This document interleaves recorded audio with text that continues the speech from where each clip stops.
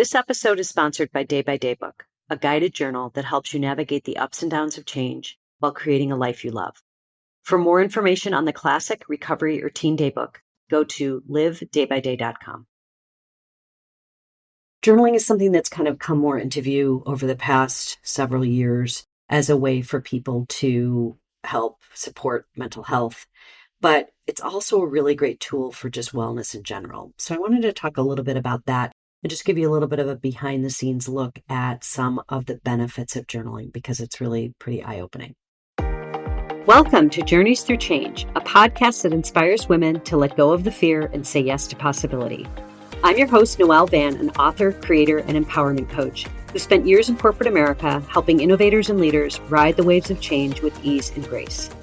I now work with women to step into change and unleash the power they have to create a life they love.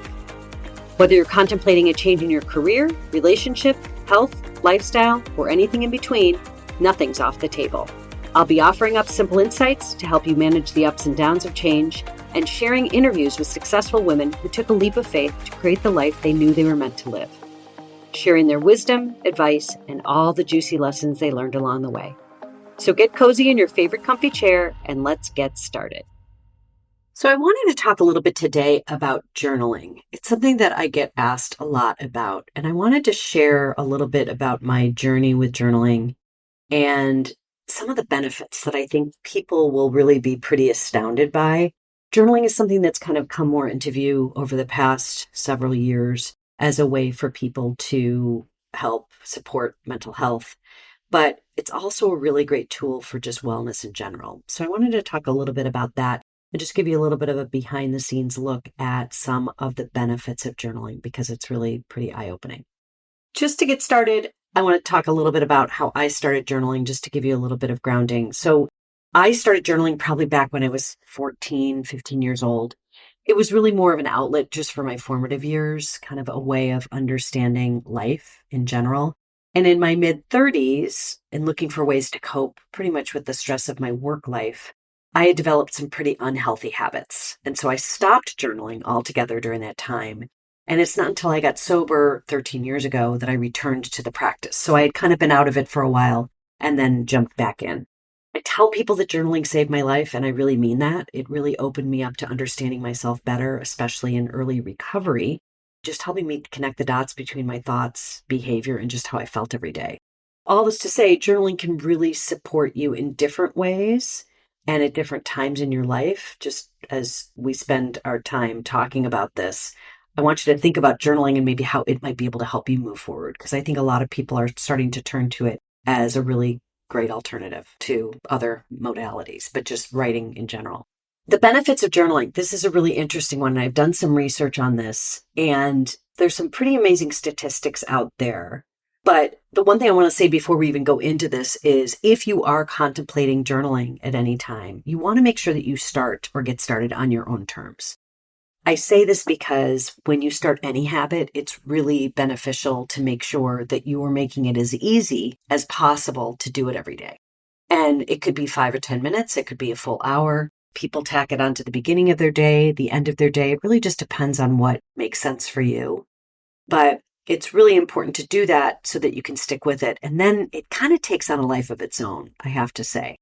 Because once you get started, you kind of get hooked on it because it helps to really unearth a lot that's going on in your mind that you may not even be recognizing consciously. So I'm just saying that before throwing these additional benefits out there because I think it's just important to note that if even thinking about it. The benefits of journaling. So the first thing is, these are some obvious ones, but it allows self-expression in many ways. And in a world that is crowded by screen time, it's such a wonderful way to disconnect, to just get to know yourself better. It also helps you recognize unconscious thoughts, feelings, and behaviors. And as you'll soon learn, writing inherently unearths our stuff, some of which we may be holding deep inside.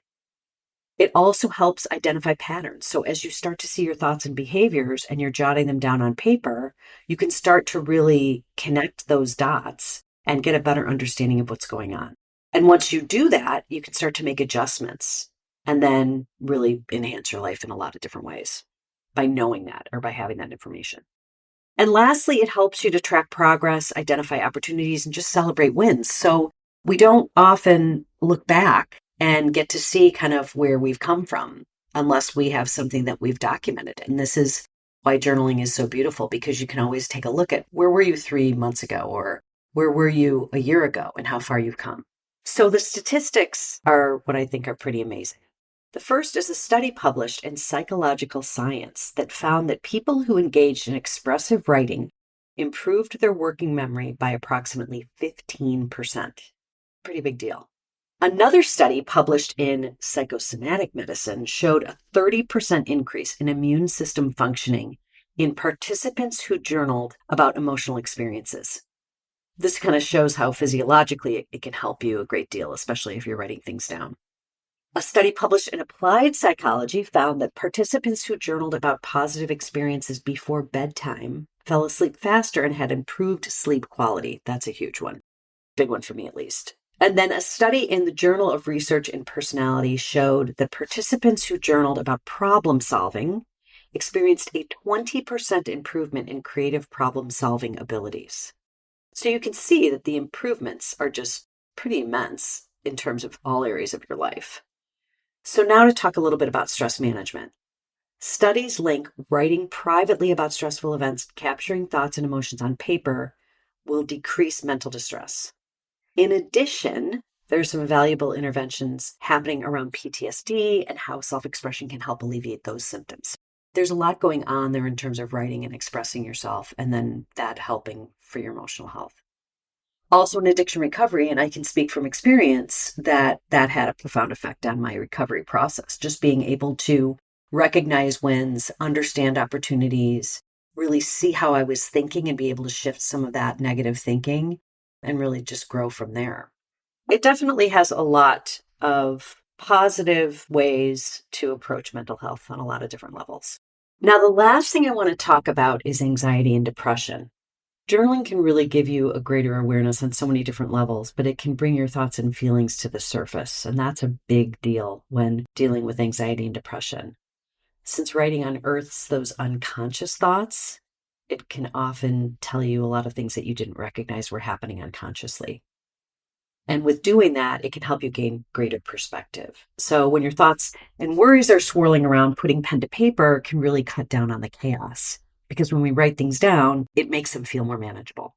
Also, it shifts your viewpoint and perspective. So writing about happy memories is especially powerful because depression tends to bring up negative feelings. It's like retraining your brain. And you can use positive self-talk like gratitude or affirmation journaling to help shift your perspective. So that's really powerful. And then lastly, it just helps you to recognize patterns like I had mentioned earlier. And this is gold. Spotting thoughts or behaviors that trigger your depression is half the battle in understanding how to get through it. So those are just a couple of benefits that come with journaling. There are many, many more. And there are different styles of journaling that you can take a look at, depending on what you're using journaling for. One of them is stream of consciousness journaling, which is really free form. And it's just writing what comes to mind. This is where nuggets of information can really show up. Then there's more structured journaling, which is using prompts, lists, or templates. You've got creative journaling where you can really capture art, poetry, or collage. And then there's reflective journaling that really helps you analyze your thoughts and feelings. And this is more powerful to understand and dig deeper, sort of to unlock what's going on inside. There are many different choices of journals out there that you could choose from too. You've got freeform journaling, which is just your basic open page, no prompt journal. You've got bullet journaling, which is something that's big now, which is more creative and helps you personalize it more and a lot more detailed and goal setting and all of those kinds of things. Gratitude journals are great. They help you to shift perspective, as well as wellness journals, which is a big one that I love, of course, because the daybook being one of them. It really helps you manage your health, and it gives you prompts to then track your progress, which is key to everything when it comes to feeling better every day. Then there's travel journals, which are, again, creative and experiential. And then junk journals, which are kind of new. And that's something that's more creative. And the name comes just from the concept of using it more as a scrapbook.